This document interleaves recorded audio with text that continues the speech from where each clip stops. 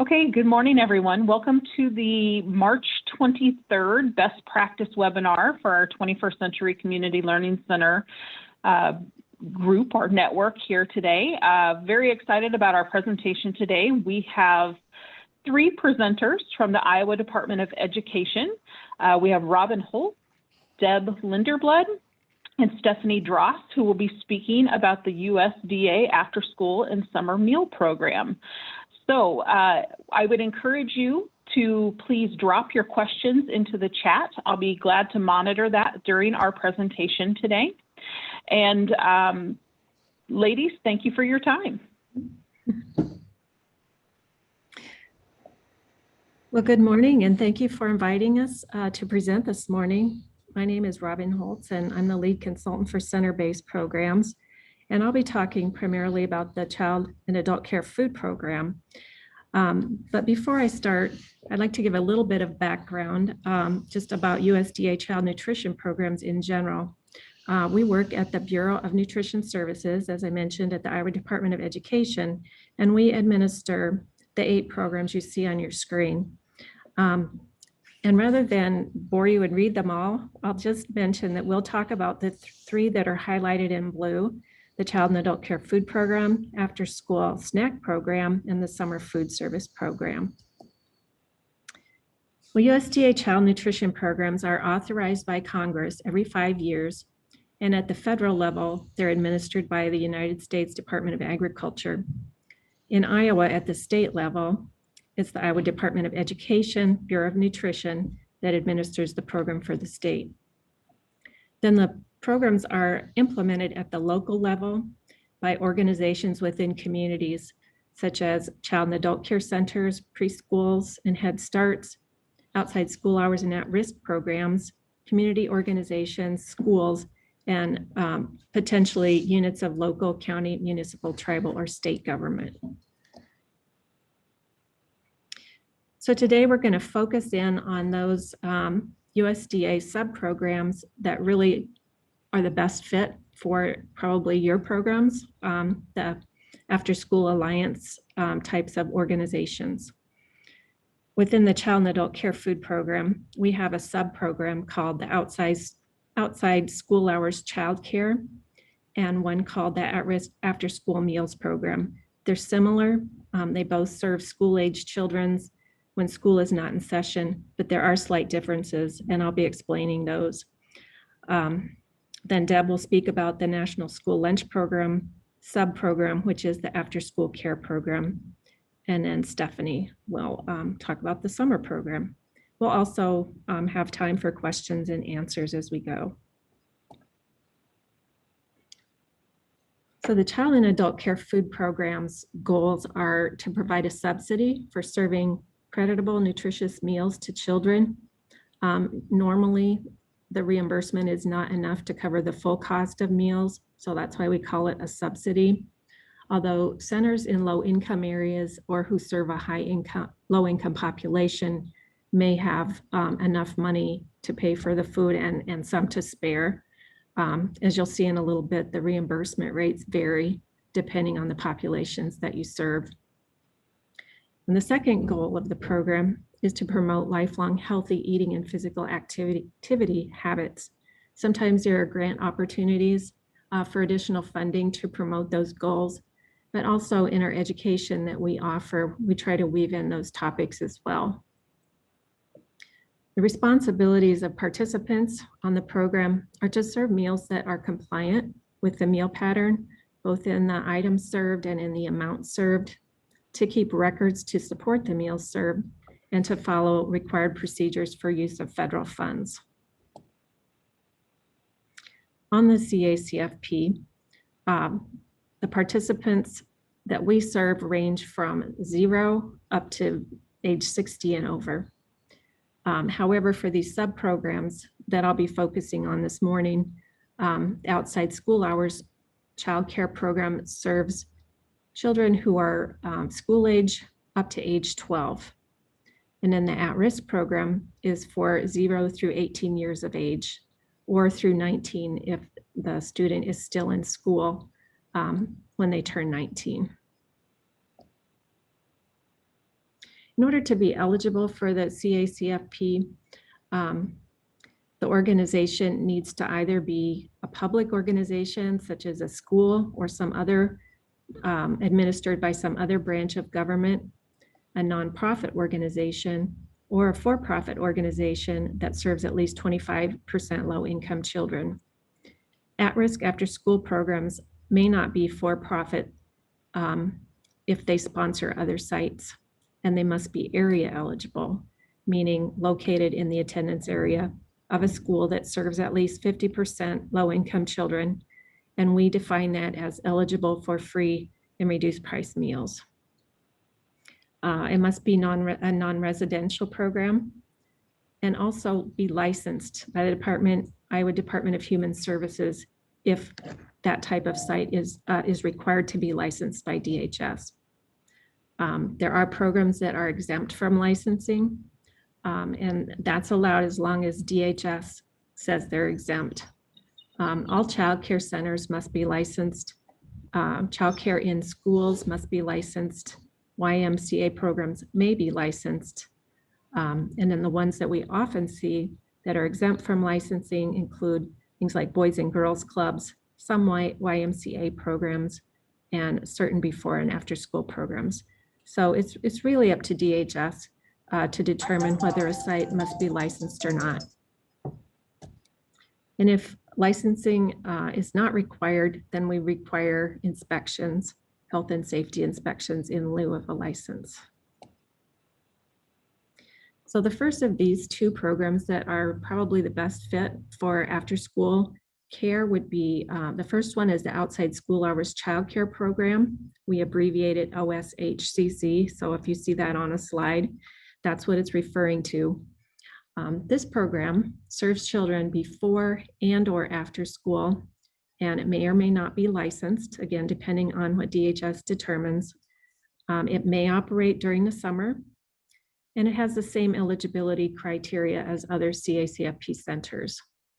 It doesn't have to be area eligible, and meals are claimed based on the income level of the children at either the free, reduced price, or paid level.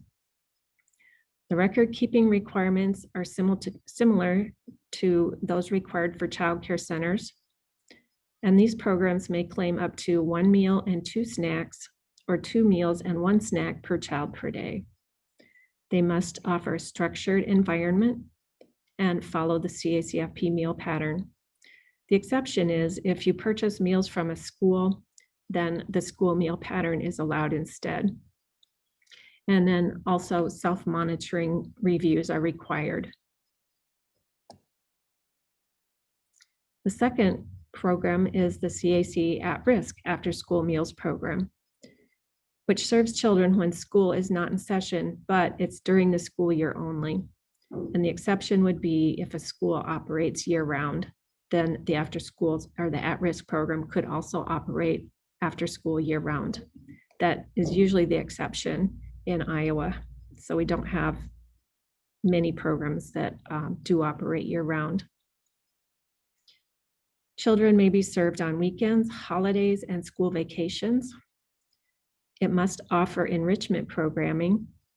Examples would be tutoring, recreational sports, arts and crafts.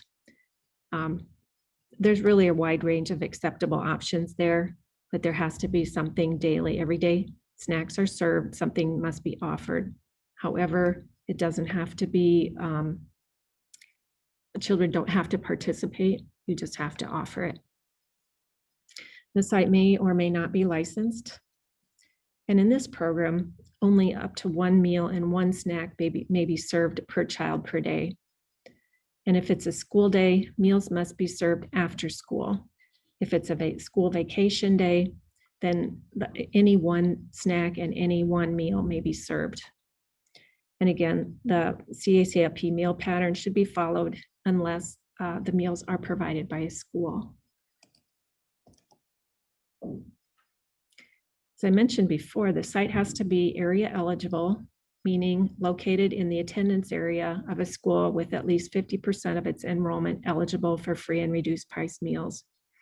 We do currently have a waiver effective until June 30th, which allows non-area eligible sites to also participate. There's only a few months left, but that is an option currently. And it is possible USDA could extend the waiver. They have extended waivers multiple times in the last year. So it hasn't come out yet, but that could happen. On this program, all meals are claimed at the free rate without income applications. So that is a little bit streamlined, a little less record keeping required, and the reimbursement is high. Record keeping requirements are reduced a little bit. Enrollment forms are not required, and food production records are not required. Sites may operate on their own as an independent center or be sponsored by another organization, but the sponsor cannot be a for-profit organization. And with this program, as with all of our CACFP programs, self-monitoring reviews are required. And the purpose of these is for you to review the program yourself to ensure things stay on track between the times when state consultants come and do reviews. And we do check when we come on reviews to ensure that you have done the monitoring. It's to be done on an annual basis, and the number of reviews varies between 1 and 3 reviews per year. Well, the reimbursement rates for the current fiscal year are shown on the screen. They do change every year on July 1st. And as I mentioned, there's the 3 rates of reimbursement: free, reduced, and paid. And then there's different rates of reimbursement for each meal. I highlighted in green the reimbursement rates that would apply to the at-risk program. Most programs serve a supper and/or an after-school snack. And then when you serve a supper or a lunch, there's an additional 24.5 cents added for commodities, because we don't give out actual food for commodities in the CACFP in Iowa. We give a little extra cash instead. So it amounts to about $3.75 roughly for a lunch or supper, and 96 cents for a snack. If you operated the outside school hours childcare program, you would get a different rate of reimbursement for each child based on their income level and whether or not they submitted an income application. If you don't distribute income applications, everybody gets the paid rate of reimbursement, but otherwise you just get whichever level the child is eligible for. And those forms have to be distributed annually so that the information is no more than a year old. And again, that was for the outside school hours childcare. At risk, everyone is free, and you get the higher rates of reimbursement in green. If you're interested in applying for the Child and Adult Care Food Program, contact Cheryl Tolley, and her email is listed there on the screen. She will visit with you on the phone and collect some basic information about your organization, review the steps to apply, which include a paper application, a pre-approval visit by one of our consultants, and then completion of an online application. And she's available as well to answer questions. I am as well, and my email will be listed at the end of the presentation. But all of our emails follow that same format, our first dot last name at iowa.gov. And at the present time, we're offering a program called our Ambassador Stipend Program. And this is offered because getting on the food program can be a little daunting. It's quite a process, and it takes about 2 months, I would say, to go through the entire process. You have to be, have enough time devoted to focusing on it to get through in that time frame. And there are several steps, and there's a lot of paperwork, a lot of things you have to do first, like get trained yourself, train your staff, start implementing the program, fill out the application, the paper application, and then there's the online. So we understand that all of that is kind of a steep hill to climb. So we have a program where either if you're on the program already, you can be a mentor, or if you need a mentor, you can contact our office and we'll try to match you up with someone who's already on the program and is doing a good job to help you through the application process. We're here to help, but our time is limited. So it just kind of extends our reach to be able to rely on mentors to give that more one-on-one support, and also give practical information about what it's like to be on the program, and tips and tricks to just make things more efficient, streamlined, easy. So if you are a mentor, you would be eligible for $300 as a, for your time and effort. That's for center-based programs. The program ends June 30th. We're hoping that will be extended, so there isn't a whole lot of time, but if you're interested in the program, it might be a good time to apply now while that we know that is available.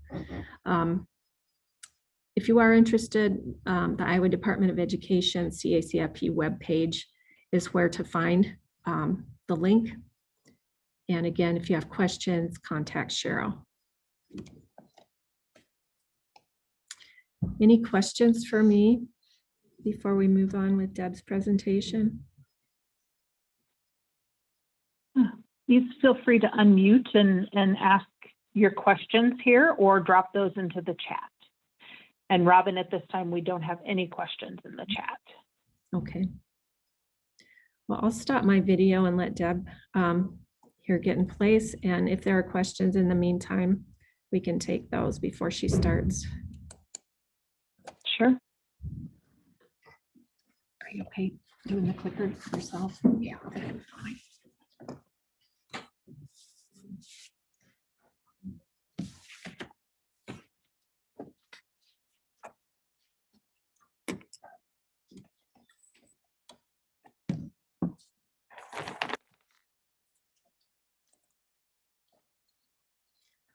Good morning. I'm Deb Linderblood, and I am a school programs consultant. And I'm going to share my video. There we go. I'm going to talk about the National School Lunch Program After School Care Program.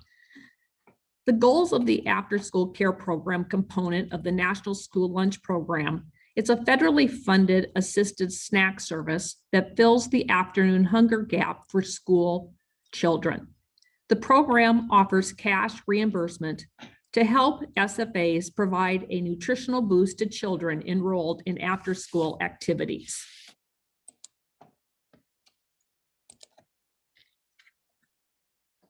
In order for a site to participate, the school district must operate the National School Lunch Program. Additionally, the after-school care program must provide children with regularly scheduled educational or enrichment activities in a supervised environment. Organized athletic programs engaged in interscholastic sports do not qualify. However, an after-school program which offers supervised athletic activity may participate, provided that they are open to all and do not limit membership for reasons other than space, security, or licensing requirements. Schools may claim reimbursement for one snack per child per day. If the site is located in an area served by a school in which at least 50% of the enrolled children are eligible for free or reduced price meals, then all children are eligible to receive reimbursement for snacks at the free rate. Sites that are located in other areas must count snacks and claim reimbursement by eligibility type. So it would either be reduced, free, or paid. If there is a charge for the snack, you cannot charge more than 15 cents. This slide shows the after-school care program reimbursement rates per snack served for the school year 2020 to 2021. And as Robin said before, reimbursement rates are adjusted annually every July 1st. In order to be reimbursed, the snacks must contain at least 2 different components of the following 4: a serving of fluid milk, a serving of meat or meat alternate, a serving of vegetables, fruits, or juice, or a serving of whole grain or enriched bread or cereal. A reimbursable meal might consist of 3/4 cup of kiwi with 1 ounce of wheat crackers. Or it could be 4 ounces of yogurt with 3/4 cup of granola cereal. Or another option would be 3/4 cup pineapple with 1/4 cup of cottage cheese. Snacks may only be claimed when served after the school day has ended. Meals served on weekends, holidays, and vacation periods may not be reimbursed under the after-school care program. The following records are required in order to receive reimbursement. For sites that are not area eligible, free and reduced priced applications for children who are being claimed for free or reduced price snacks must be collected, determined, and kept on file.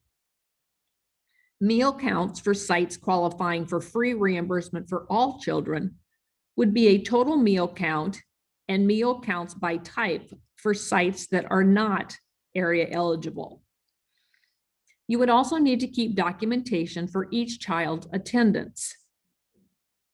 Lastly, there would need to be documentation of compliance with the meal pattern, and this would involve keeping menus and food production records.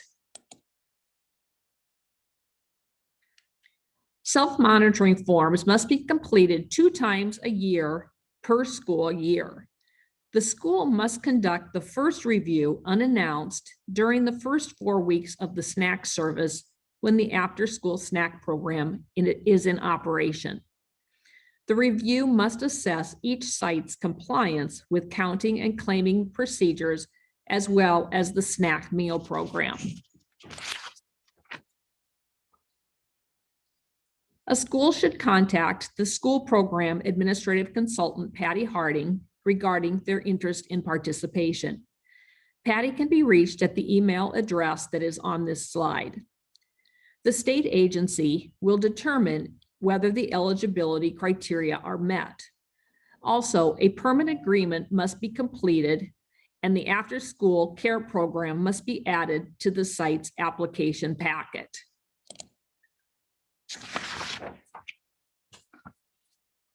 So, are there any questions regarding the after-school care program before we move on to Stephanie and the summer food service program?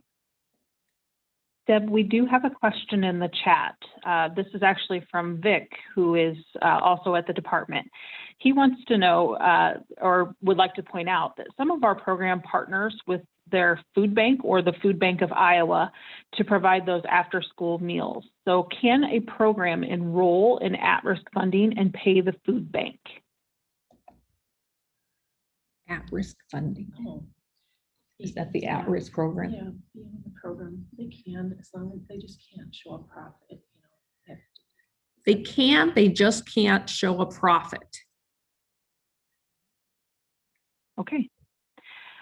I think perhaps some of our sites even use a local food bank or something of that nature for those times where, again, there could be a holiday or something as well. So if I'm understanding I think it was maybe 2 or 3 slides ago, that partnership is absolutely agreeable, but there is not a reimbursement during non-school times. Is that correct?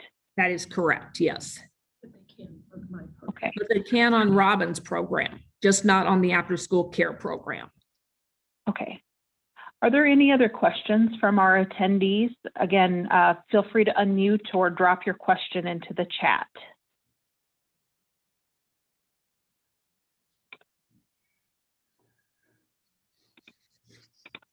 Okay. Thank you, Deb. Yes, thank you. Hello, everyone. My name is Stephanie Dross, and I am the lead summer food service program consultant. So I'm going to talk to you about options through the summer food service program. And I'm sure this year you've maybe heard a little bit more about this program because it is one that is currently activated to operate as part of the school year. So towards the end of my slides, I am going to talk a little bit about some of the flexibilities around summer food right now. And while learning does not end when school lets out, neither does the need for good nutrition. And so the summer food service program was established to ensure that children in low income areas continue to receive those nutritious meals that they were receiving at school when school is not in session. To be eligible to participate in the summer food service program, you do have to be a child 18 years and under. And summer food typically operates in what we would consider a regular summer season. So depending upon the school district and what their school calendar looks like, you know, it typically starts the latter part of May and can run through the months of August. There is a provision within the summer food service program where the program can also be utilized during emergency school closures. Historically, that has aligned with schools that maybe have had to shut down due to hazardous weather conditions or snowfall. We have had some school districts provide meals on a no school day related to snow under the emergency school closure. However, this last year with the school closures associated with the pandemic, the summer food service program was activated with a lot of schools across the state from March through May while school was not in session. So there are some flexibilities kind of written into the summer food service program itself. Sponsors typically in the program are school districts, private nonprofit organizations. It could also be a city entity or a local unit of government. And we do also work with some of the colleges that are providing upward bound programs. So we're very diverse in the types of organizations that can sponsor the summer food service program. Next slide, please, Deb.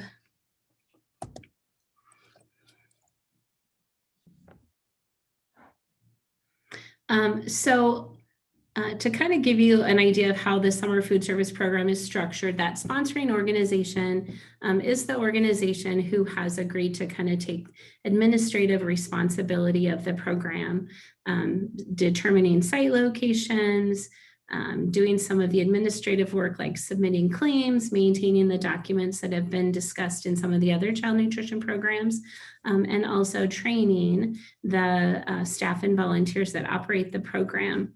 One of the really neat things about the summer food service program is that there is a huge variety of types of site locations that can operate the program.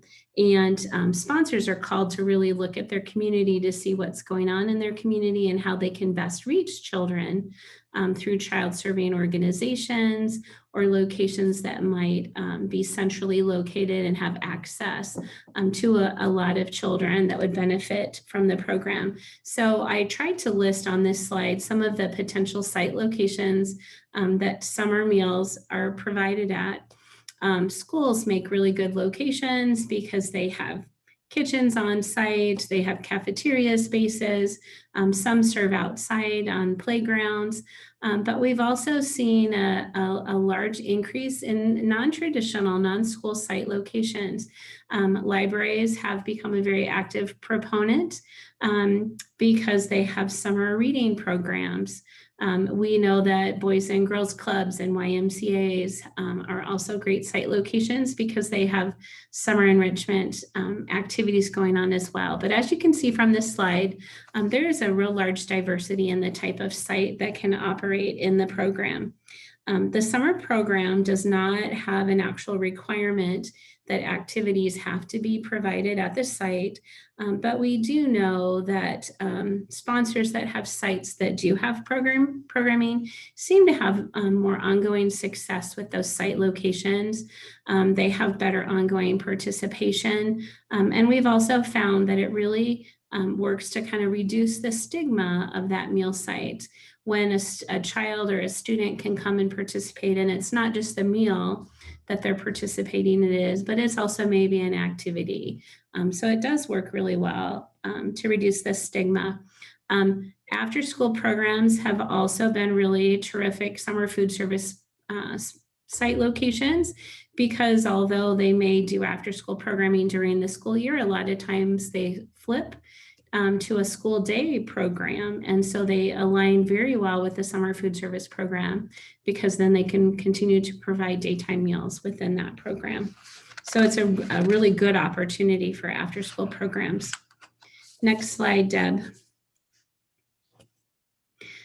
So like I said, it's really important for our sponsoring organizations to really identify where children are at in the community, and then trying to partner meals at those locations gives that sponsor the most likelihood of success with the program and the best reach to children in the community. On this slide, I tried to give some snapshots, a variety of types of sites that are across the state, from the Ames Public Library, which draws in over 100 children a day, to a Boys and Girls Club site that has ongoing enrichment activities. We've had some communities start to partner meals in low-income housing units, because they can be right there where children are in their home environment, or park sites, as the example with the Sioux City Park, have also been really successful site locations across the state. As you can see from this slide, it's not a one size fits all. There's a lot of opportunities to really make the program your own and fit into the needs of that community. Next slide, please. I wanted to spend the next few minutes just to talk about the different site locations that you can operate in the summer food service program. There are three main types. The first site is an open site. If a site is located in a needy area and meals are made available to all children in that area, these sites are considered to be open.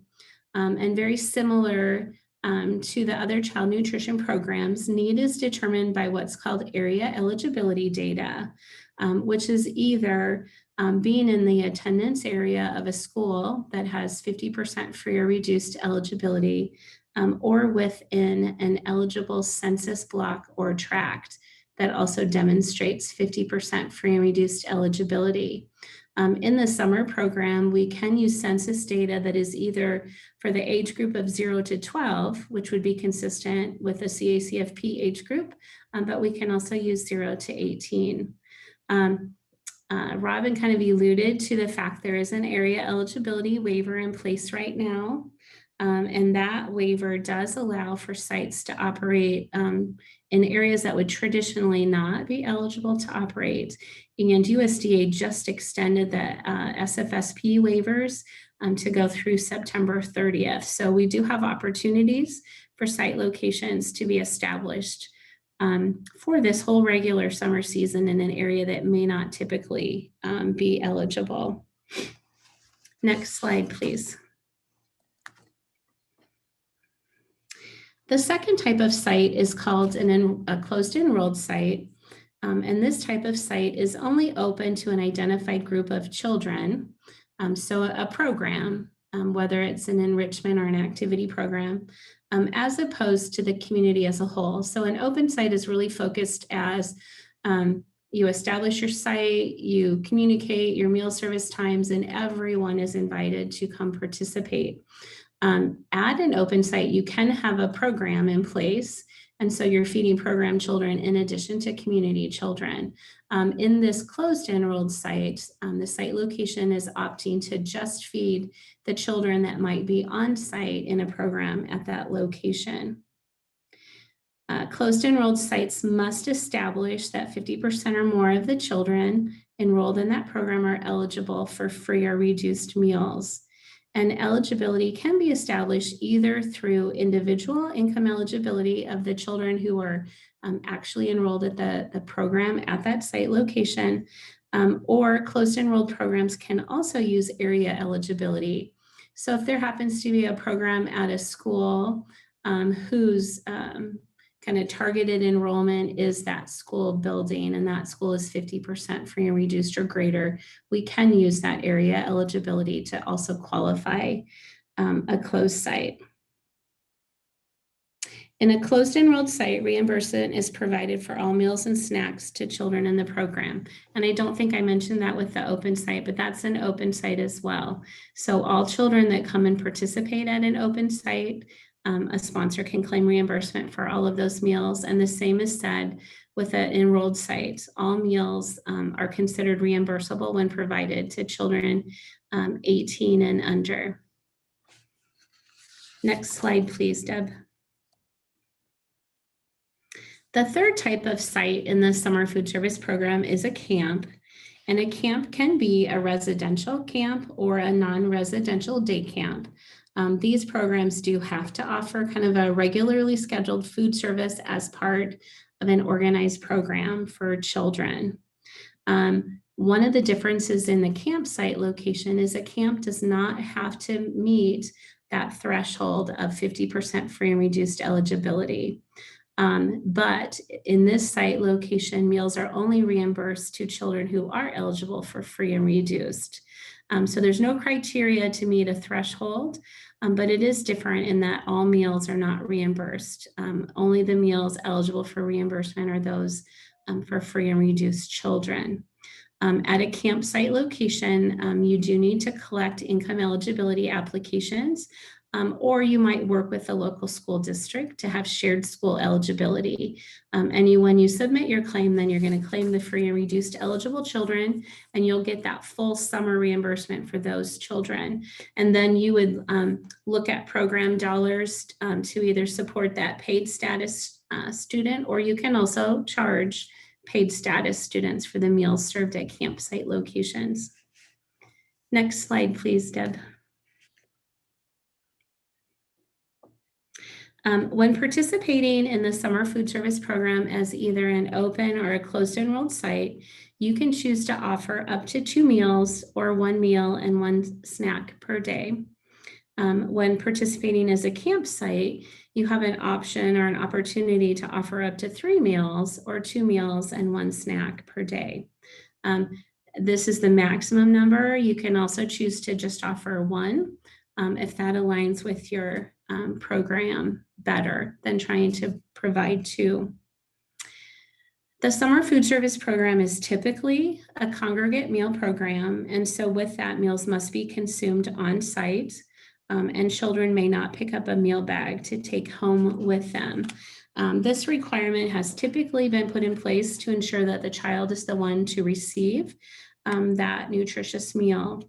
And also to help kind of control some of the safety concerns when sending meals off-site. As I had mentioned, USDA has issued some waiver flexibilities around the summer food service program this year. And one of those is a waiver for the service of non-congregate meals. This does extend through September 30th, so does cover the entire regular summer season. So with that, a sponsoring organization has the option to either serve meals on site to the children who may be on site participating in some programming, or they can also choose to send meals off-site in more of a grab and go capacity. Sponsors in the summer program actually have a lot of local control with how they choose to operate the program.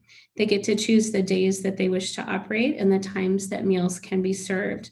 So a sponsor can choose to operate Monday through Sunday or any time frame in between that aligns with programs that they have at their site. And they can operate just as soon as the day after school releases for summer and can go all the way up to the day before school resumes in the fall, or any time frame in between. So when we look at our site locations and their operations, you see a huge variety in that. June is commonly a very active month for the summer food service program. A lot of schools and programs are offering enrichment opportunities during the month of June and sometimes into July. We do start to see participation wane with the program a little bit as the summer progresses. So as we get into late July and early August, I know a lot of our site locations have indicated that sites participation starts to diminish at that time. Students are pulled to do other things. They have family vacations. They might be participating in county fair or the state fair. And so they get pulled into other items. But as I said, sponsors have a lot of local control on the operation of the program. So they really get to define how long of a period of time they operate over the summer and what days of the week and what specific meals that they're going to provide. USDA has also issued a meal service time waiver, and this really gives sponsors the flexibility in the times that meals may be distributed. This allows for the distribution of more than one meal at a time and for serving multiple days worth of meals at one time. And so just to give you an example, a program may have some activities on site kind of over the course of the morning or the middle of the day. So they may choose to offer lunch on site, but they would have the opportunity to also provide that student with a grab and go breakfast for the next day that they could choose to eat at home before they came in for the program. It also gives sponsors the opportunity to distribute meals a couple of days for the whole course of the week. So they may be providing 3 or more days worth of meals and snacks during that single distribution. Next slide, please. As with the other child nutrition programs, the summer food service program does have a meal pattern requirement, which is based on 4 basic food components: milk, vegetables, and fruit, bread and bread alternates, meat alternates. Our lunch service is probably our most common meal that is served in the summer food service program. So the requirements for lunch would be a half pint of milk, 3/4 of a cup of fruit and vegetable from 2 different sources, 1 serving of bread, and 2 ounces of meat. And that would be considered a reimbursable lunch meal. If you were wanting to offer a snack within the summer food service program, those requirements are very similar to the after school snack program, whereas you would have to provide 2 items from 2 of these 4 food components. So it could be 3/4 of a cup of a fruit with, let's say, 1 ounce of meat, like as a 1 ounce string cheese. Summer food service sponsors that are school districts and or vend meals from school districts can also choose to use the National School Lunch Meal Pattern if they prefer to use that meal pattern as well. And if serving very young children, can also opt to use the CACFP meal pattern to provide portions more reasonable for that younger child. Next slide. So here is a snapshot of the summer food service program reimbursement rates. The summer program is a little different, and reimbursement rates are usually issued in January for that year, so January through December. So our rates were just recently updated, and these will be active through December. The rates are broken down into what is considered an operational component and an administrative component.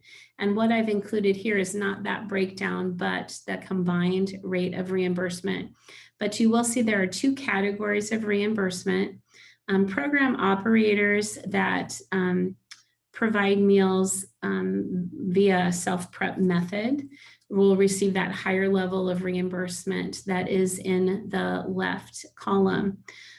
Those operators that are in a rural area and vend meals will also receive that higher level of reimbursement that's on the left side. If your organization is in an urban region and vends their meals, the administrative component of that reimbursement is a little bit smaller. And so you'll see it's a little smaller overall as a combined rate on that in that right-hand column. Sponsors receive reimbursement on a per meal basis for meals that meet the program requirements and are served to eligible children. And so sponsoring organizations will keep a meal count, a point of service meal count when meals are distributed, and then we'll total those for a monthly claim that's submitted in our online system for reimbursement. So there's no cap on the reimbursement that is provided to the program. The cap really is, or the reimbursement is really driven by participation at your site locations. So the larger number of meals you serve, the more opportunity your program has to receive reimbursement for that program. Next slide. So I just wanted to provide you some access to the current waivers that are in place for the summer 2021 operation of the program. These waivers do go through September 30th, which has caused some confusion for schools because then that kind of also comes up on top of the regular school year. However, if you think about across the nation, the months that are covered by the summer program may look a little different. Some states start their school year a little bit later into the month of September. And so the waiver extension through September 30th is really intended just to cover all potential summer site operations, including those that may go into the month of September. The three waivers that I wanted to point out, and I know if we send you this slide deck, these quick links will work. So they will take you out to the actual waivers so that you can see them. But the ones I wanted to point out on this slide are the non-congregate waiver, the parent guardian pickup waiver, and the meal service time restriction waiver. And those three really partner together nicely for organizations interested in doing kind of more of a curbside pickup or a grab and go distribution of meals. The non-congregate allows that meal to be taken off site. The parent guardian pickup allows that meal to be provided to a parent without a child present, where in normal requirements that child must be at the site in order to receive that meal. And then that meal service time restriction gives that sponsoring organization flexibility in that distribution of meals, which may include doing multiple meals at one time or providing more than one meal type at one time. Next slide, please, Deb. Uh-oh, what happened, Robin? I clicked and this is what it did. Uh-oh. It looks like you clicked on one of the waivers. It went to a link, didn't it? There we go. You click the link. Okay, now So let's as see. you can see, the quick links work. Yay. Yeah, there we go. Okay, is that the slide you're looking for? Yes, yes. Whoops. Oh, so go back to Deb.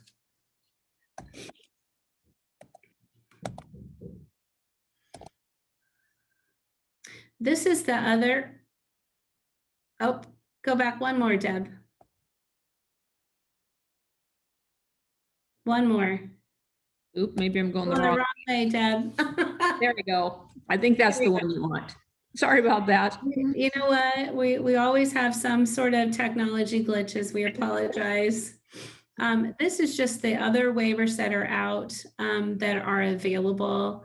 We kind of talked a little bit about the area eligibility waivers. So sites that normally maybe don't qualify do have an opportunity to participate this year. There are opportunities to do offer versus serve where you provide the meal itself and the student has a little bit of choice in what is provided as part of that meal and can decline part that they're not interested in. The area eligibility waiver for closed sites is one that I had discussed where you can actually use that area eligibility to qualify a site, which reduces some of that administrative burden for the site. And then the last has to do with some of the site monitoring. As both Deb and Robin alluded to, summer program does also have some monitoring required for the site. And there's some waivers in place that allow that to be simplified to be basically one site visit during that first month of operation, just to ensure that your plans have been implemented as you thought and the program is operating following all rules and regulations. Next slide. So here's my contact information. As I said, I am the lead summer food service program consultant. So if you're interested in coming on board with the summer program, either sponsoring your own site location, or if you're interested in trying to align with a current sponsor of the program to be a site under their sponsorship, reach out to me. I will work with you to get a little bit more information on your organization and your plans for the summer program. And then we'll go through a series of steps. We do typically come out to do a pre-approval visit. That's a really great time for me to learn about you, answer all your questions, and really give you some good detail of the program so you can get off to a good start. There is a set of pre-approval documents that you complete, and then there's an annual online application. And then it's also just a great time for me to be able to answer questions. Next slide.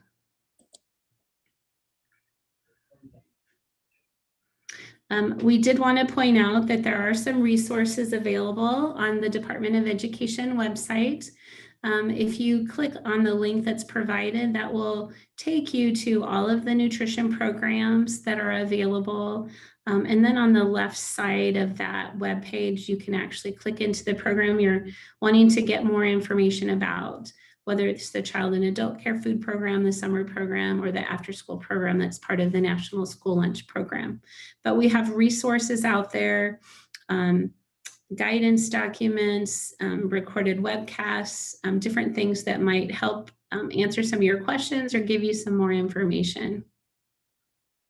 Next slide. And so now we have time for any questions, comments. If we have anyone on the line who currently participates in one of these programs, now would be a great time to share your experience with that.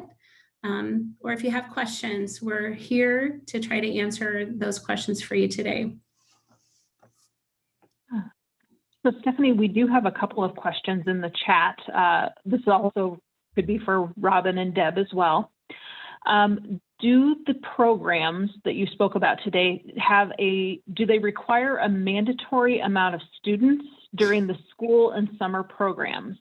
And then kind of a secondary question to that is, are there required number of days or weeks to participate in the school year and summer programs? So I can start with the summer program. In the summer program, there is no base requirement on the number of days you would operate. That's very locally driven by the organization. We would encourage you to operate as long over the course of the summer as you can, because we know that the service that you provide will be a tremendous support for those community children, but you get to drive what that program looks like. So it's really locally driven. And as far as students participating, there's no requirement for you to have a set number of children participating in the program. You have to make a determination on, what is feasible or viable for you to provide that service, to provide that program, and perhaps you might have a certain number in order to make that program financially viable for you to operate. But there are no USDA requirements on the base number of children that must be involved.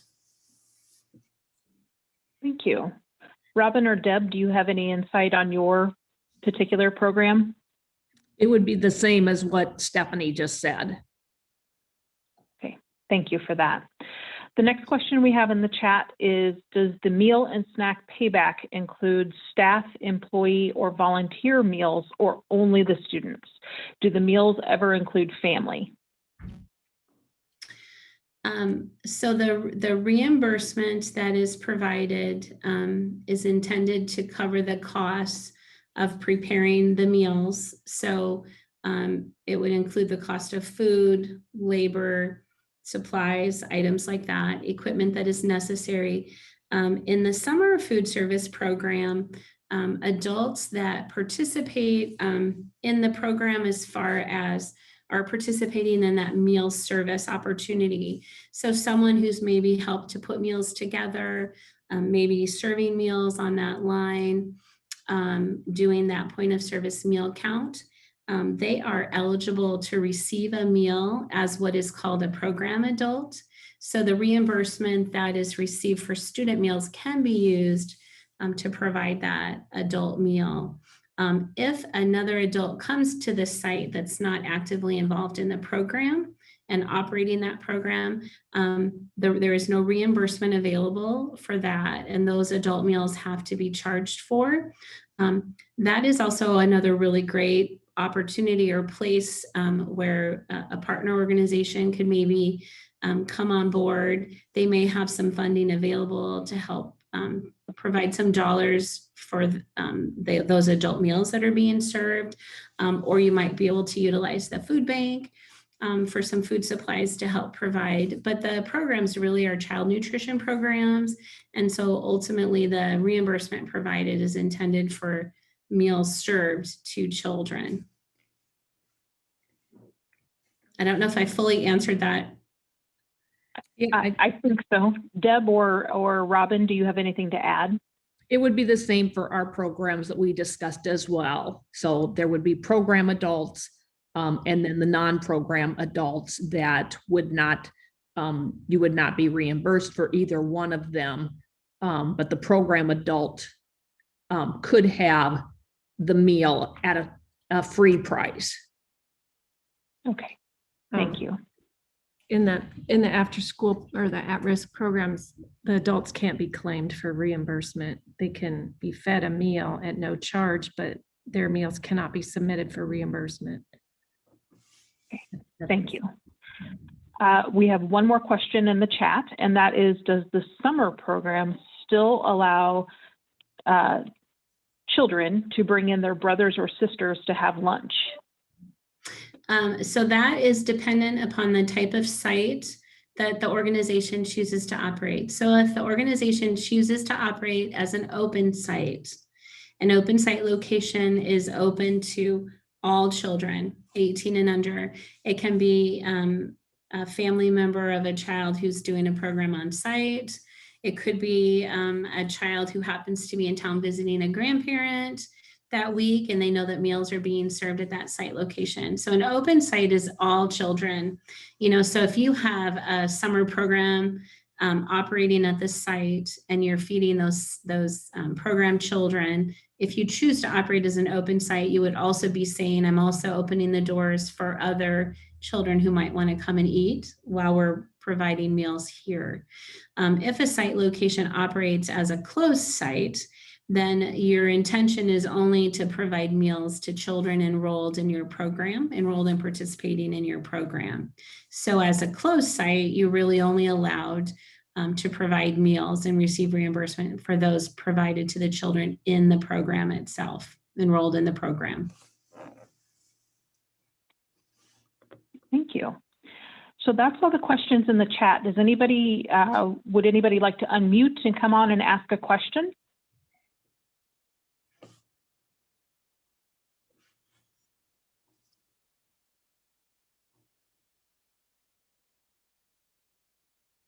Quiet group this morning. This is Vic. Yes. And thank you for a wonderful presentation. And I think we need to do some follow-up with this because it's kind of confusing with all the different programs you have. A lot of our programs are doing the summer meals program, and some of them are getting the at-risk funds. But I think we need to maybe have you guys come in and maybe for our fall conference do a session on food and nutrition where people could ask you questions and maybe find out which is the best program for their community. I think that's absolutely. great. Yeah. And if you call our office, someone can help with that. If you want to explore it right away, someone can kind of triage the situation or the program in your community and figure out, which program is the best fit. That's part of our job, and we're happy to help with that. Wonderful. So the programs that we have, we partner with the food bank. And so they bring meals during the spring break. And I'm pretty sure, I think last summer, we had worked with them with summer meals. Yeah, thank you.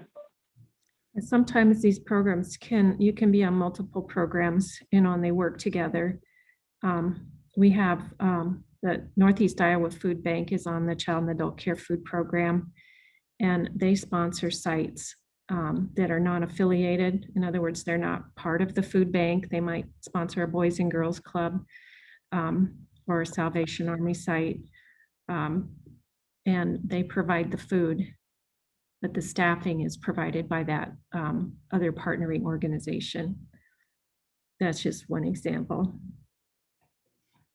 Right, and there are quite a few organizations, I think, that choose to operate either the at-risk program or the CACFP outside school hours program and NSLP after school meals, and then choose to come on board with summer food to kind of supplement for those out of school day hours because their program switch. So we're seeing more and more kind of working the two different programs together to cover both school year operation and outside of school year operation.